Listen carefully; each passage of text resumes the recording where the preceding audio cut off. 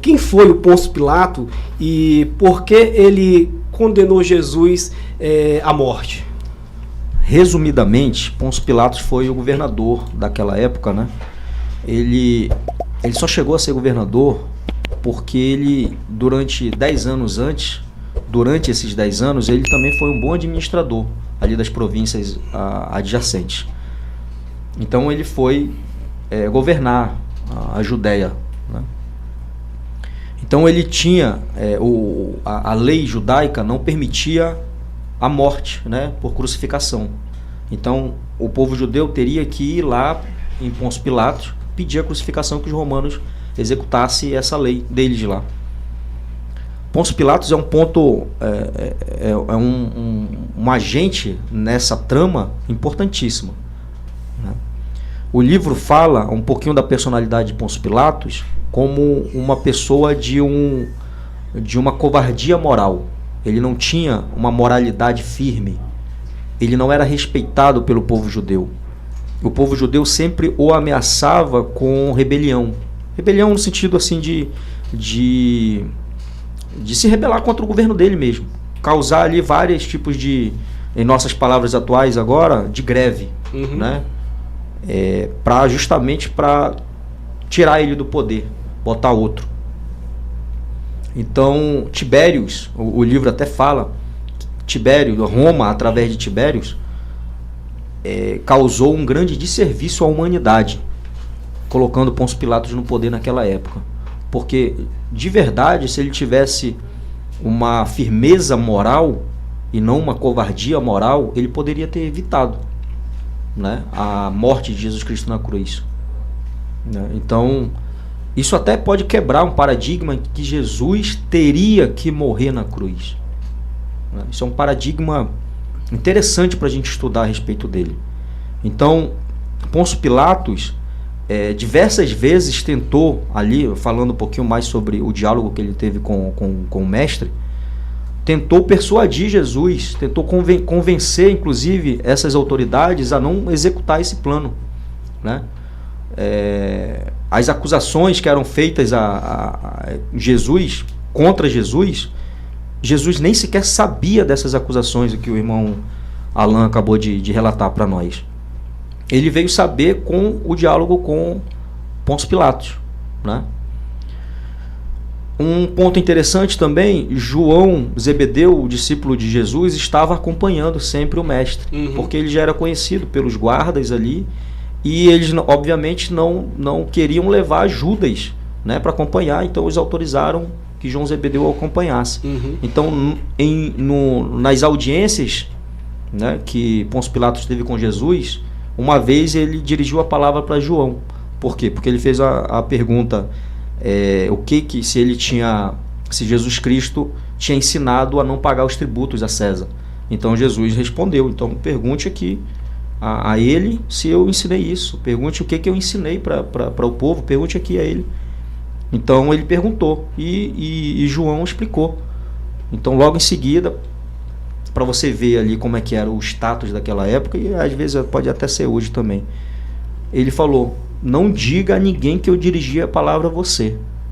E o livro diz que João não relatou isso em livro nenhum, na Bíblia, por exemplo. Perfeito. Então, Pôncio Pilatos, assim, resumidamente, era um homem, era um governador de um caráter moral covarde. Pelo que você disse, ele tinha medo que acontecesse uma rebelião, né? Então, provavelmente deveria ter algumas rebeliões na qual colocava o governo dele em xeque. Por isso seria também essa uma das covardias que ele assumia, né, de não entrar de frente para resolver determinado problema, principalmente quando se tratava do povo judeu. Exatamente. Como o Ricardo falou, o Pôncio Pilatos, esse governador, ele tinha uma fraqueza moral, chamado covarde moral, né? O que acontece? Ele sempre nutriu um ódio mortal pelos judeus. Tinha muita raiva dos judeus. E isso levou ele, durante o seu governo, a tomar atitudes exageradas, vamos dizer assim, com os judeus. Às vezes até suicidas. E tudo isso foi desgastando o governo dele em relação aos judeus, de forma que ele foi perdendo o respeito com o passar do tempo.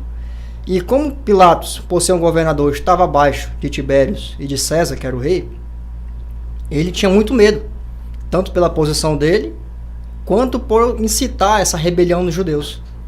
Os judeus sabiam que, como ele era fraco, bastava eles ameaçarem uma rebelião, ameaçarem alguma coisa, que ele já colava as placas ali, entendeu? Então foi o que aconteceu. No caso específico de Jesus, Pilatos não queria. Desde o momento que Pilatos tomou ciência do que se seguiria com Jesus, até o momento em que ele lavou as mãos covardemente, ele não queria. Ele fez de tudo para libertar Jesus. Mas como o povo estava ali sendo muito incitado pelo Sinédrio, né? Pegando pressão, até porque durante o momento do julgamento de Jesus, da madrugada até a manhã, antes da crucificação ali, só estavam os inimigos mesmo. O pessoal que estava do povo, que era inimigo, incitado pelo Sinédrio, incitado pelos sumos sacerdotes. E foram 3 vezes que Pilatos reuniu com Jesus, né? Tentando encontrar a acusação dele. Mas aquela autoridade de Jesus, por mais que ele estivesse já cansado, não tinha comido nada, estava com sede, desgastado, mas Jesus tinha um semblante tão imponente, majestoso, que isso intimidava muito Pilatos. E durante o primeiro e o segundo interrogatório ali, a mulher de Pilatos, chamada Cláudia, enviou uma carta para ele. E ele leu aquela carta e, vai ser agora... Se agora o pessoal não libertar esse prisioneiro, cara, não sei o que eu faço mais. Vamos dizer assim, em termos mais atuais, né? Então ele leu a carta. Cláudia dizendo que, por favor, liberta esse homem. Eu passei a noite inteira sofrendo por causa dele, sonhando com ele. Isso a gente consegue perceber que na espiritualidade acontecem coisas que humanamente a gente não entende, né? Eu não vou entrar no mérito de explicar isso, porque até eu não entendo. Mas... ela teve uma noite perturbada por conta de Jesus. Sabe lá o que não estava acontecendo ali energeticamente, espiritualmente, né? Exato. Então isso foi um apelo que Pilatos fez para o povo, mas imagina, o povo estava aqui incitando que por conta da Páscoa soltassem Barrabás, que era um ladrão, também um assassino, para poder incriminar Jesus. E os sinedristas, resumidamente, assim, abrangendo o que eu falo, sumos sacerdotes, incitando o povo, vai, crucifica. E eles falavam, crucifica, a gente não quer saber. Que caiam sobre os nossos filhos o sangue dele. Né? Então, no último ato ali que Pilatos tentou salvar Jesus, Jesus disse para ele, Pilatos, você não teria autoridade nenhuma sobre mim se meu pai não soubesse, ou não te desse. Você compreende? Sim. E Pilatos disse, você não percebe que eu tenho poder tanto de te soltar quanto de te incriminar? Mas Jesus sabia que ele era um covarde. Então Jesus não perdia tempo falando com ele. Ele só mantinha a postura.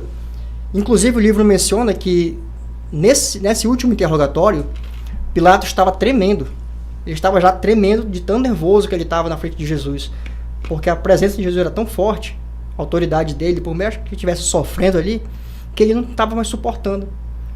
Mas chegou no momento final ali, no ápice daquele evento, em que ele estava decidido, vou soltar esse prisioneiro. Bora, já açoitamos ele, mas eu vou soltar ele. E Caifás, com o dedo no rosto dele, disse, olha, se você soltar ele, eu vou fazer César ficar sabendo. Como ele era um covarde, né? Ele não teve coragem. Vou perder minha posição? Ele estava sofrendo muito por dentro, porque ele sabia que Jesus era inocente. Ele via que Jesus era... Ele chamou até de fanático religioso, né? E não era um perigo. Mas ele falou, cara, não dá. Pegou, lavou as mãos, né, covardemente, e entregou. E Jesus deixou ali. que o povo escolhesse, né? Deixou que o povo escolhesse ali. Esse pro povo escolher já era a última cartada dele para livrar Jesus da morte, né?